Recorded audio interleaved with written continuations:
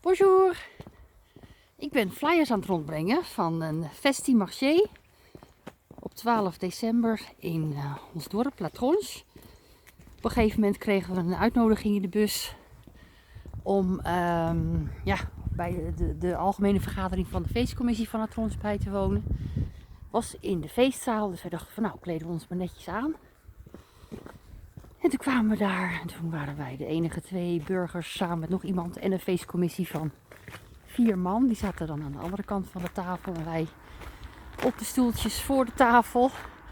Maar ja, als je bedenkt dat ons dorp uit 100 inwoners bestaat. En er komen dan 3 burgers, inwoners opdagen. Dat is best veel, dat is toch 3%. Als je dat voor een gemeente als Utrecht doet, dan zit de feestzaal wel vol. Maar goed, wij hadden dus, we zijn dus betrokken bij de feestcommissie. En ze wilden dus ze konden dus wel een marché organiseren, maar geen feest. Want dat zou niet kunnen onder de coronaregels met de QR-code enzovoort enzovoort. Dus werd het een markt. Dus wij zo van nou, is wel leuk. Misschien kunnen we dan wel een vuurkorven buiten neerzetten. Nou ja, dat is dus helemaal niet not done in Frankrijk. Daar merk je dus best wel dat er culturele verschilletjes zijn. En nou ja, uiteindelijk werd het dan een Festi-Marché met allerlei lekkere hapjes met stands en mensen die hun ambacht laten zien enzovoort enzovoort. Hartstikke leuk. En dan hadden we gisteren een vergadering van nou ja, hoe het dan er uiteindelijk uit komt te zien. En dan merk je ook dat er best wel een cultuur... Kijk, mooie blik op ons dorp. Dat er ook nog wel wat culturele verschilletjes zijn. Want je gaat dus in Frankrijk, ga je niet staand eten, dan ga je zittend eten aan een tafel. En die tafel is opgesteld in de feestzaal, dus binnen. Nou ja, binnen eten, dan moet je dus een QR-code hebben. Dus buiten moet je je masker op en dan heb je geen QR-code nodig. Maar binnen dus wel. Toen kregen wij het er een beetje benauwd. Denk je, jeetje, ja, dat willen we eigenlijk niet. Want hoe gaan we er nou mee om? Wij zijn eigenlijk tegen de QR-code. Even hier een briefje in de brievenbus doen.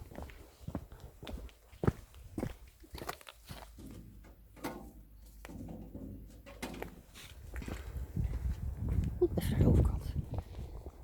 En wij zijn ook niet gevaccineerd. Daar hebben we gewoon bewust voor gekozen.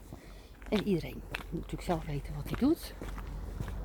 Zorgen dat je medemens veilig blijven. Wij vonden van, wij vaccineren ons niet.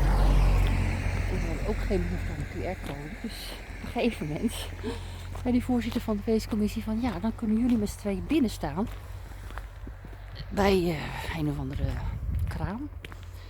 En toen zei ik van ja, nee, dat kan niet. Wij zijn niet gevaccineerd. En we zijn eigenlijk ook tegen de QR-code. Dus wij moeten buiten staan. En toen ik dat eenmaal gezegd had, viel er echt een last van mijn schouders.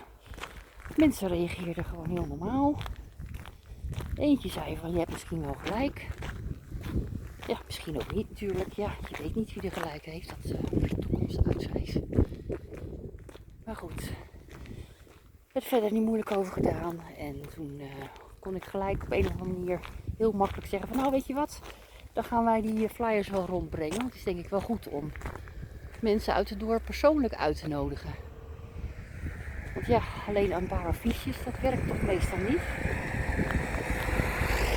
En het is toch een feest van ons dorp. Dan wil je gewoon toch dat alle inwoners er zoveel mogelijk bij zijn. Nou, dat vonden ze een goed idee. Dus vandaar dat ik aan het flyer ben.